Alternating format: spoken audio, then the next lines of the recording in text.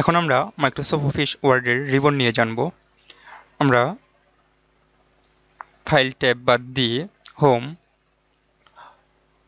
Insert, draw, design, layout, references, mailing, review, view, developer, add ins, এই প্রত্যেকটা ট্যাবসকে আমরা এক একটা ট্যাবস বলবো। এই ট্যাবসগুলোর আন্ডারে কিছু ক্যাটাগরি আছে। আমরা যদি হোম ট্যাবে যাই, এটাতে দেখতে পাবো যে এখানে প্রথম যে ক্যাটাগরিটা রয়েছে সেটা হচ্ছে ক্লিপবোর্ড।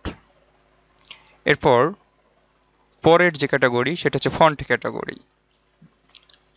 ঠিক তার পরের ক্যাটাগরি প্যারাগ্রাফ ক্যাটাগরি। একইভাবে স্টাইল ক্যাটাগরি, এডিটিং ক্যাটাগরি। এই প্রত্যেকটা ক্যাটাগরি আমাদের যখন যে অংশটার কাজ করতে হবে, আমরা যদি ফন্ট সেকশন নিয়ে কাজ করতে চাই তাহলে ফন্টে আমরা খুঁজবো।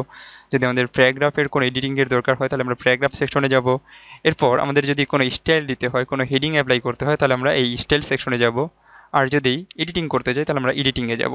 একইভাবে প্রত্যেকটা ট্যাবসে এরকম কিছু ক্যাটাগরিতে বিভক্ত। আপনারা দেখতে পাচ্ছেন এখানে page category, table category, illustration category. তো এই কয়েকটা ট্যাবস ছাড়াও আমাদের আরও কিছু অ্যাডিশনাল ট্যাবস আছে। আমরা যদি ইনসার্ট থেকে এখান থেকে একটা পিকচার নিয়ে আসি, তাহলে ডেস্কটপে একটা পিকচার রাখা আছে আমার। এই পিকচারটা ওপেন করলাম, তাহলে আপনারা দেখতে পাবেন যে আমাদের আগের যে ট্যাবসগুলো ছিল সেই ট্যাবসটা বাদ দিয়ে এখানে নতুন একটা ট্যাবস ওপেন হয়ে গেছে, যে ট্যাবসটার নাম হচ্ছে ফরম্যাট ট্যাবস। এই ফরম্যাট ট্যাবসের আন্ডারেও আবার কিছু ক্যাটাগরি রয়েছে। তো এগুলো নিয়ে পরে বিস্তারিত আলোচনা করব। Thank you.